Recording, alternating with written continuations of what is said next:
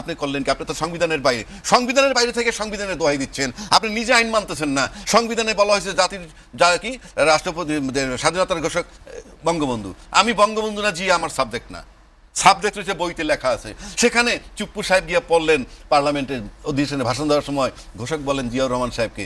পরে দেখলাম ওনাদের মতো দায়িত্বশীল অনেক সাংসদ বলছেন এটাই তো আমাদের সাকসেস, তাকে দিয়ে বলাইতে পারছি। আরে তো পুলিশের রিমান্ডে নিয়েও বাপ ডাকায়, বল আমি তোর বাপ, তাই বলবে। তার মানে কি উনি রিমান্ডে আছেন? অথচ উনি যদি রিমান্ডে এই সরকারের সময় থাকেন, কেন বলা হয় ইউনূস সাহেবের সময় উনি চিকিৎসার জন্য যাইতে পারেন নাই সিঙ্গাপুর? উনি বাইপাস সার্জারি করলেন সিঙ্গাপুর, এখন চিকিৎসা চেক আপ করতে গেলেন লন্ডন। একটার সাথে আর একটা মেলে। সেই জন্য আমি বলছি, আমরা যদি সংস্কার করতে না পারি, আলটিমেটলি এই যে সংস্কারের কথা যেটা আসলো, সংস্কার আপনি যখনই করতে চাইবেন তখনই আপনাকে সেই ওত নেওয়ার কথা ছিল সংস্কার পরিষদের সদস্য হিসাবে। আপনি সংশোধন করবেন, আল্লাহর দোহাই কেউ সময় নষ্ট করেন না। পার্লামেন্ট খুব এক্সপেন্সিভ, আমাদের পার্লামেন্ট লক্ষ লক্ষ টাকা খরচ হয় প্রতি মিনিটে। আপনার যা খুশি তাই পাশ করে ফেলেন। আর সবচেয়ে বড় কথা হলো, আমি শেষ করে দিচ্ছি, সংস্কার যদি ফাইনালি না করতে পারেন, দেশ কিন্তু 5 আগস্টের উপরে বসে আছে এবং 5 আগস্টের দিকে আপনি ফেরত যাচ্ছেন। ওই সময় যেখানে ছিলেন সেইখানেই থাকতেছেন, দেখতেছেন তুষ, আগুন নাই, ভিতরে কিন্তু আগুন। ইউনূস সাহেব এসে আগুনের উপরে দাঁড়াইছিল, আর আপনারা নির্বাচনের নামে মনে করছেন এটা লেয়ার পড়ছে, বাট ইনফ্যাক্ট আপনি আগুনের উপরে দাঁড়িয়ে আছেন। তুষ সরে গেলেই কিন্তু আপনি বেকায়দায় পড়ে যেতে পারেন। প্রতিশ্রুতি ভঙ্গ করা সঠিক নয়। পোর খাওয়া রাজনীতিবিদ এবং পোর খাওয়া রাজনীতিবিদ কেমন তো আমি দেখছি যতটুকু, এবং পোর খাইতে খাইতে এমন জায়গায় গেছে, রাজনীতি যেমন ব্যর্থ হয়ে যায় যদি একটা সময় সংসদে অ্যাটলিস্ট না যাওয়া যায়। এবং পোর খাওয়ার অভিজ্ঞতার থেকে যে পদ্ধতি অবলম্বন করছেন সেলিম ভাই এবার, তার বদৌলতে উনি এমপি হয়েছেন। এটাকে বলে অভিজ্ঞতা। এই যে অভিজ্ঞতা, এইভাবে সবসময় কাজে লাগাইতে হয় অভিজ্ঞতাকে, এবং সেই অভিজ্ঞতাটা জনকল্যাণমুখী হলে আরও ভালো, অতি উত্তম। প্রথম যদি আপনি এখানে আসেন যে প্রতিশ্রুতির কথা, প্রতিশ্রুতি নির্বাচনের সময় দুই দিকের প্রতিশ্রুতি হয়। একটা প্রতিশ্রুতি হলো জনগণ কি চায়, আর একটা প্রতিশ্রুতি হলো যে রাজনৈতিক দলের তরফ থেকে যে আমরা গেলে কি করব। দুইটাই প্রতিশ্রুতি। একটা হলো রাজনৈতিক দল বলে আমরা এই করব, তাদের নির্বাচন ইশতেহারে থাকে, নির্বাচন ইশতেহার, এটা প্রতিশ্রুতি। ওটা কিন্তু সে জনগণের মত নেয় না, ওটা তার দলীয় সিদ্ধান্ত। আর যেটা জনগণ চায় সেটা হলো জনগণের সিদ্ধান্ত। এবার একটা গণভোটের ব্যাপার আসছে, সেটা হইলো জুলাই সনদ যে স্বাক্ষর করলো, সেটা নোট অফ ডিসেন্ট দেওয়ার কারণে, তার মানে কিছু দ্বিমত আছে তাদের, এই দ্বিমত থাকার কারণেই কিন্তু গণভোটে যেতে হয়েছে।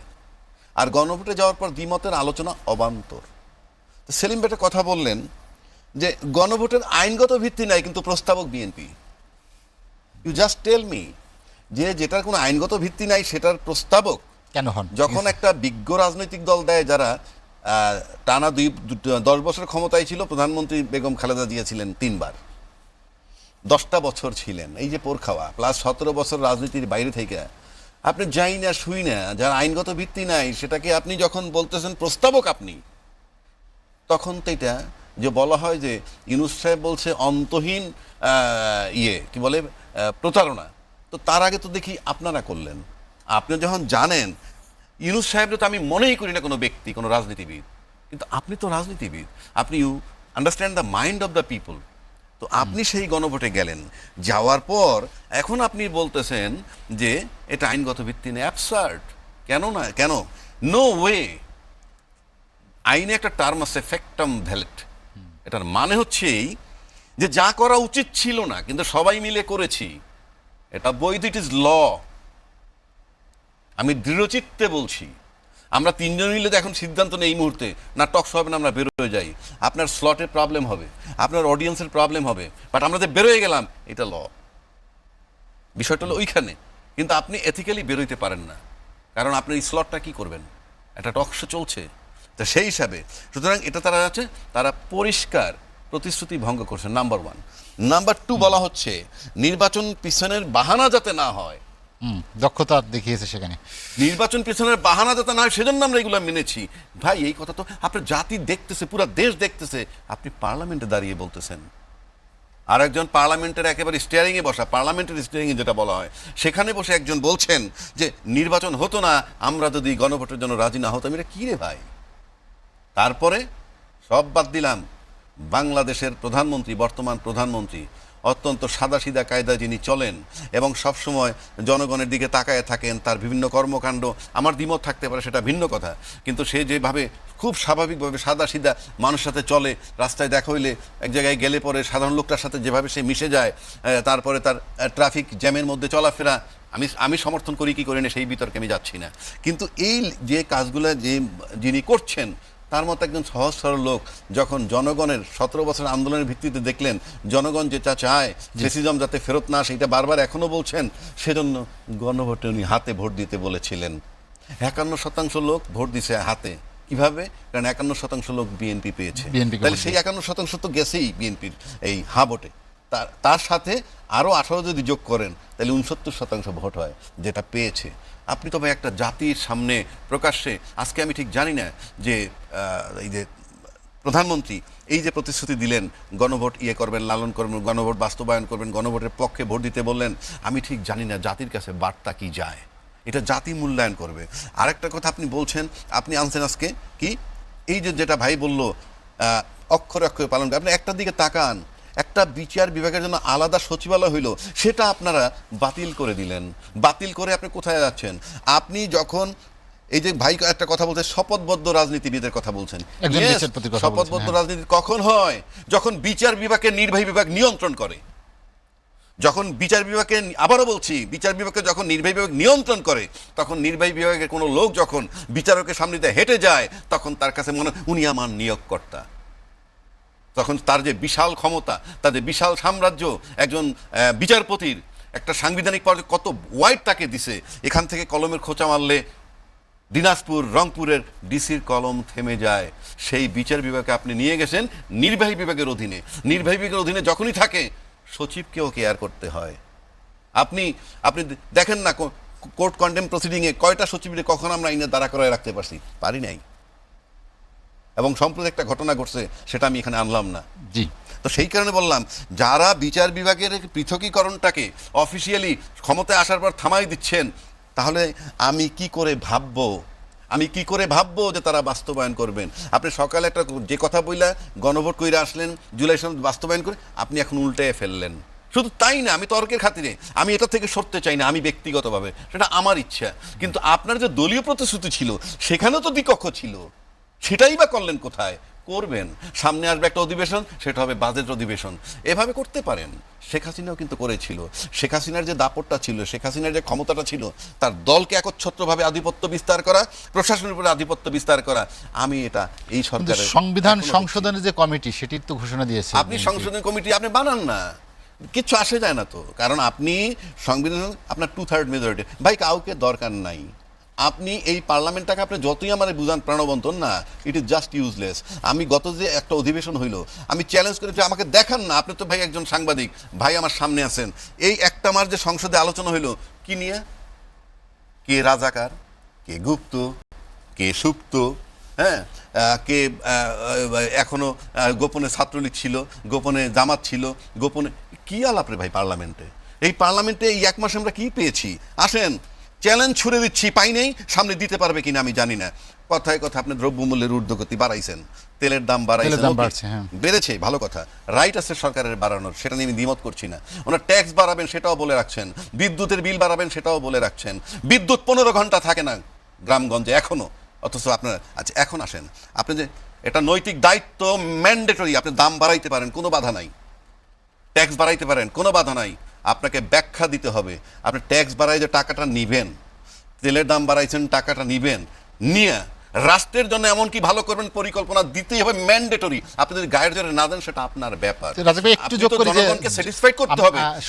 সরকার তো বেশ কিছু জনতুষ্টি কর্মসূচি হাতে নিয়েছে। আমি তো বললাম, যেমন আপনি খাল খনন করতেছেন, কোটি কোটি কোটি কোটি টাকা ব্যয় হবে, কিন্তু সুনির্দিষ্ট ব্যাখ্যা আমার কাছে নাই, যেটা কোথায় গিয়ে শেষ হবে, আমি পাবো কি? বর্ষা মৌসুম শুরু হয়েছে, এখন খাল খনন, বললামই তো, আপনার দেশে রাস্তা কাটাও শুরু হয় দেখবেন বর্ষার সিজনে। আমরা দেখছি বর্ষার সময় রাস্তা কাটে, কারণ এখানে বিলের ঘাপলা হয়, এই টাইম বাড়ায়, মুইসা যায়, এই পানি গইলে কি কাদা মাটি গইলা ইয়ে হয়ে গেছে, সেই বিতর্কে আমি যাচ্ছি না। সরকারকে সুনির্দিষ্ট একটা ব্যাখ্যা দিবেন যে ট্যাক্স আমি এত % বাড়াইলাম, এবং তাতে আমার রাজস্ব এত বাড়তি আসবে, সেটা দিয়ে জনকল্যাণমুখী আপনি কি করবেন ব্যাখ্যা দেওয়াটা ম্যান্ডেটরি। আমি আবারও বলছি ম্যান্ডেটরি জনগণের কাছে দিতে। আপনি খালি কথা কথা দাম বাড়ায় বসে থাকবেন কি কারণে? আপনি ধরেন আপনি ফ্যামিলি কার্ড দিচ্ছেন, কৃষি কার্ড দিচ্ছেন, এলপিজি কার্ডও দিচ্ছেন, ফাইন, আমার এটা নিয়ে দ্বিমত নাই, ভালো। This is managerial job. এটা কিন্তু রাষ্ট্রের যে মানে রাষ্ট্রের আমি কি গাইডলাইন দিচ্ছি, রাষ্ট্রকে নিচ্ছি কোথায়, ইট ইজ নট দ্যাট। এটার জন্য দরকার আপনার ফরেন পলিসি, এটার জন্য দরকার আপনার অর্থনীতি। আপনি কোথায় দিচ্ছেন এগুলা?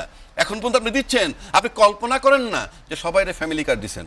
ওনার বাসায় একটা ফ্যামিলি কার্ড আছে, তর্কের খাতিরে বলছি, একটা ফ্যামিলি কার্ড, একটা বয়স্ক ভাতার কার্ড, একটা কৃষি কার্ড, তারপরে একটা এলপিজি কার্ড, সব পাই উনি মাসে 10,000 টাকা পাই। তর্কের খাতিরে ধরে নিলাম এই পুরো দেশে 18 কোটি লোক ডেইলি মাসে 10,000 টাকা পায়। What is the use of it? আপনি কি এদের লোকগুলোর ফাংশন কি তাইলে?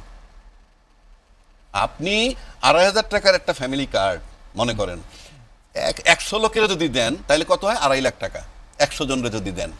অথচ আপনি 100 লোকের কার্ডটার পয়সা দিয়ে যদি একটা লোককে বিদেশে পাঠান, যে এই ফ্যামিলি অর্থনৈতিক কষ্টে আছে, তাকে আপনি বিদেশে পাঠানোর চেষ্টা করি, আমার ফরেন মিনিস্টার যাক, আমার ম্যান পাওয়ার মিনিস্টার বহির্বিশ্বে গিয়ে বলুক যে দক্ষ লোক চাই, নাইলে আপনি ট্রেন আপ করেন, ইলেকট্রিশিয়ান বানান, ওয়েল্ডার বানাইয়া ওই 2,500 টাকা করে না দিয়ে আপনি 100 লোকের কার্ডের পয়সা দিয়ে একটা ফ্যামিলির একটা ছেলেকে বহির্বিশ্বে পাঠিয়ে দেন, ফরেন রেমিটেন্স আসবে, ওই ফ্যামিলিটা দাঁড়ায় যাবে। এটা পরিকল্পনা হতে পারে, এগুলা কোনো পরিকল্পনা নয়। কি পরিকল্পনা? আপনি ফ্যামিলি কার্ড দিচ্ছেন, কি হবে এই ফ্যামিলি কার্ড? এটা হতে পারে যে আপনার লোকের এই ফ্যামিলি কার্ড কর্মসংস্থানের সুযোগ তৈরি করতে হবে। এটা তো কর্মসংস্থান নয়, এটা তো আপনি বেকার বানাচ্ছেন, মানুষ অলস হচ্ছে। অফকোর্স। আর 2,500 টাকা কোনো টাকা নয়, আপনি খালি মুখে মুখে বলবেন দিবেন, কি হবে? কি এতে কি হবে? বরং আপনি একটা ফ্যামিলি 100 কার্ডের বদলে একটা ছেলেকে পাঠান, 100 কার্ডের বদলে একটা মেয়েকে নার্সের ট্রেনিং দিয়ে পাঠান, আপনি ওই ফ্যামিলিটা দাঁড়িয়ে যাবে, ফরেন রেমিটেন্স আসবে, পা ধরেন গিয়ে মানুষের। আমরা জানি আমাদের যে প্রতিশ্রুতি, 2 ধরনের প্রতিশ্রুতি বাংলাদেশে দেওয়া হয় আমাদের মতো দেশের। একটা হলো ইন্টারনাল প্রতিশ্রুতি, যেটা আমি বললাম, এই যে গণভোট, এইসব কিন্তু সব প্রতিশ্রুতির অংশ। আপনি ডিনাই করে বসে আছেন কারণ আপনার 2/3 মেজরিটি আছে। আপনি সংবিধান সংশোধন কমিটি বানান, আমি তো মনে করি কোনো প্রয়োজন নাই, ইউজ নাই। এইবার আসেন এক্সটার্নাল। আপনার এক্সটার্নাল কমিটমেন্ট থাকে অলিখিত। আমাদের আজকের এই প্রধানমন্ত্রী যিনি, তিনি আসায় কিন্তু বলছিলেন আমার আসাটা আমার একার ইচ্ছা নয়। তারপরে কি, তার মানে একটা জায়গায় আসছেন, ওই যে আসার মতো গ্রাউন্ড তৈরি হয়েছে, পরিবেশ তৈরি হয়েছে। তার মানে কি, এই যে একার ইচ্ছা ছিল না, কার ইচ্ছা ছিল? এখন আপনি ইন্টারনাল, আপনি যা খুশি তাই করেন, কারণ সমস্ত ক্ষমতা আপনার কাছে, 2/3 মেজরিটি আপনার কাছে। সুতরাং আপনি ধরে নিলাম আপনি দমায় রাখতে পারবেন ইন্টারনাল, বাট এক্সটার্নাল ইতিমধ্যে তো আমরা দেখতেছি অনেক কিছু শুরু হয়েছে। এক্সটার্নাল 3টা factor, China, India, Bharat. China, America এবং ইন্ডিয়া, 3টা জায়গা কিন্তু আপনাকে মোকাবেলা করতে হবে। Very tough. আমি এই ডিটেলস আমি যাচ্ছি না। দ্যাট ইজ এক্সটার্নাল প্রতিশ্রুতিও থাকে। আবার যদি উল্টা দিকে আসেন, আপনার কি মনে আছে যে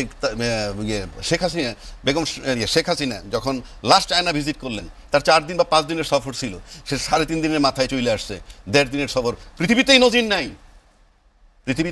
নাই। কেন নাই? যে আপনি প্লেন থেকে গিয়ে একটা দেশে নামবেন, ওই নামার পর আবার প্লেনে উঠবেন ফেরার জন্য, তার ভিতরে সমস্ত টাইমটা, সমস্ত স্লটগুলা ভাগ করা, সেটা ভাগ করে যাওয়ার পর যখন আপনি 1.5 দিন আগে চলে আসছেন, তার মানে she was refused by China. সরকার 3 মাস হয় নাই এখনো, তাতে সরকারের সম্পর্কে জাজমেন্ট দেওয়া যায় না। তারপরে আমরা যে আলোচনাগুলো করতেছি, প্রতিশ্রুতি রাখবে, মাত্র 3 মাস হইতেছে। এটা প্রতিশ্রুতি ভঙ্গ না বলতে পারেন রাজনৈতিক কৌশল। হ্যাঁ, তো ভাইয়ের তো খেয়াল আছে, ইউনূস সাহেব টেক ওভার করার পর 3 মাস হয়েছে এই সরকারে, মনে করেন কোনো আন্দোলন নাই। আর ইউনূস সাহেব 3 দিন পর থেকেই আন্দোলন ফেস করছে। এই ভাইরা কিন্তু কেউ এই কথাটা বলে নাই যে একটা সরকার পালায়ে গেছে, পুলিশ পালায়ে গেছে, বিচারপতি পালায়ে গেছে, বাইতুল খতিব পালায়ে গেছে, ব্যাংকের গভর্নর পালায়ে গেছে। একটা বার কারো মুখ থেকে বের হয় নাই যে না, এই সরকারকে আমরা একটু স্বস্তি দেই। প্রতিদিন আন্দোলনের পর আন্দোলন। আমি নিশ্চিত করে বলে দিচ্ছি, আন্দোলনের রাজনৈতিক দলের ছত্রছায়া হয়েছে। কারা করছে, কোন দল করছে সেটা আমি জানি না, রাজনৈতিক দলের ছত্রছায়া হয়েছে। আমি আবারও বলছি, কারণ কোনো ব্যক্তি যিনি রাজনীতির সাথে সম্পৃক্ত না, তাদের দ্বারা আন্দোলন হয় না, ইন্ডিভিজুয়াল আন্দোলন করে না। তাহলে ওই যে আন্দোলনগুলো হয়েছিল, তারা কারা, কে করাইছিল সেই আন্দোলন? আর আজকে আপনারা বলতেছেন আপনি তো নির্বাচিত সরকার, গণতান্ত্রিক সরকার, 2/3 মেজরিটি আসছেন, ফ্রম ডে ওয়ান আপনার কর্মকাণ্ড শুরু হবে। আপনার আবার টাইম কিসের? আপনি গণতান্ত্রিক সরকার, গণতন্ত্রে বিশ্বাসী, আপনি এসে সামরিক সরকারের মতো প্রশাসক বসাই দিয়েছেন। কারণটা কি? আপনি ভীত, আপনি মাঠে আপনি ভোট পাচ্ছেন না, এই ধরনের আমার কাছে মনে হয়। সেজন্য কি আপনি মাঠ অকুপাই করলেন? তা নাহলে প্রশাসক আপনি দেন, ট্রেডিশনালি আমরা দেখছি প্রশাসক দেয় আমলাদের থেকে।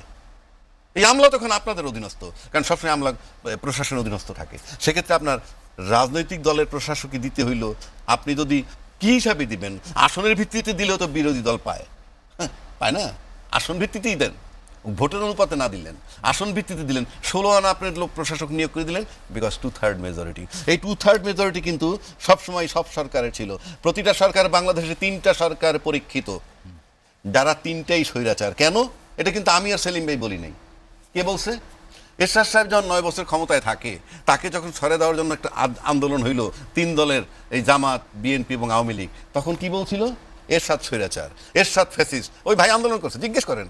তাহলে এরশাদের স্বৈরাচার কি বলছে? এই দেশের লোক, রাজনীতিবিদরা। তারপর এরশাদ চলে গেল, বেগম জিয়া ক্ষমতায় আসলেন।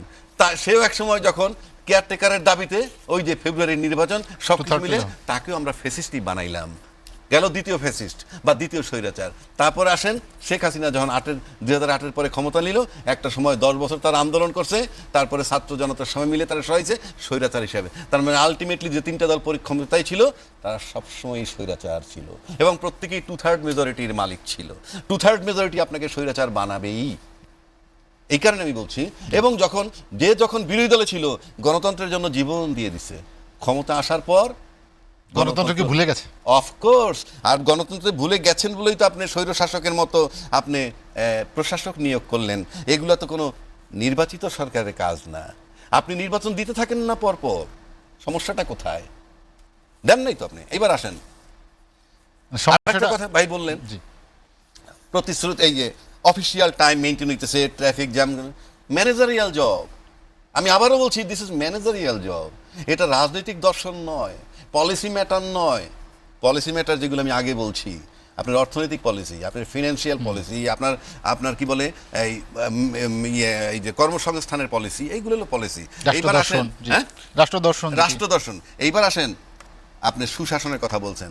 যেখানে রাজনীতিবিদ যখন ক্ষমতায় যায়, তারা হলো পলিসি মেকার, আর প্রশাসনের কাজ হলো সেটা বাস্তবায়ন করা। প্রশাসন সেটা বাস্তবায়ন করবে।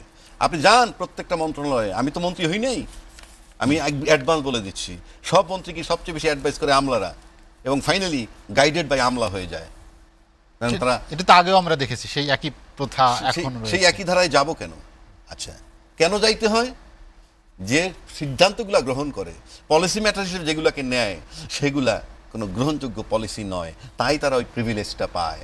আপনি দেখেন তো, এরশাদ সরকারের পতন হওয়ার পর রাজনীতিবিদরা ডাস্টবিনে চলে গেছে, আমলারা বহাল তবিয়তে আছে। বেগম খালেদা জিয়া যখন চলে গেলেন, 1/11 আসলো, আমলারা বহাল তবিয়তে আছে। শেখ হাসিনা চলে গেল, আমলারা বহাল তবিয়তে আছে। এবং আমলাদেরকে সেভ করার জন্য আমরা কাজ করেছি। আমরা 200 আন্দোলন করেছি ইউনূস সরকারের বিরুদ্ধে, একটা রায় দিয়ে চলে গেছে। আমি কারো পক্ষে বিপক্ষে বলছি না, I am telling about the scenario. আবার সংবিধান দেখেন, আপনি সংবিধানের দোহাই দিতেছেন।